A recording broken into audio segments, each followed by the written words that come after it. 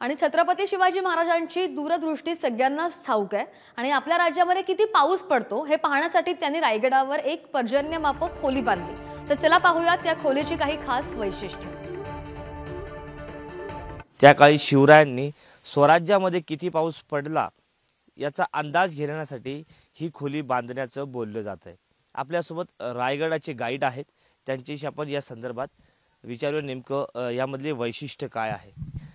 काय सांगाल तुम्ही या पर्जन्यमापक खोली संदर्भात? माझं नाव आहे सुरेश आखाडे। आपल्याला या खोलीबद्दल की छत्रपती शिवाजी महाराजांच्या काळात या गडावरती किमान 5,000 लोक राहत होते। हा आहे परिसर वाडेश्वराच्या माध्यमातला। वाडेश्वर मंदिर इथे जवळ आहे, कुशावर्ती तलाव इथे जवळ आहे। ही खोली आपण पाहतोय, ही चारही साईडनी एका घरासारखी बांधलेली आहे आणि त्याच्यावरती 3 छोटे होल ठेवलेले वरच्या बाजूला, वरच्या माथ्याला।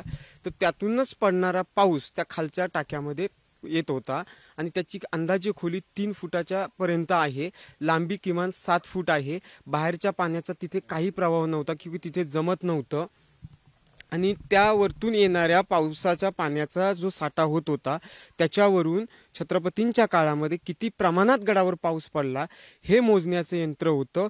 हीच ती पर्जन्यमापक खोली म्हणून ओळखली जाते। हे आपण पाहिलं की अशा पद्धतीने त्या काळी हे पर्जन्यमान मोजलं जायचं आणि स्वराज्यात किती पाऊस पडला याचा अंदाज घेतला जायचा। कॅमेरा पर्सन संतोष सिरसाटसह मी सचिन जिरे, पुढारी न्यूज, रायगड।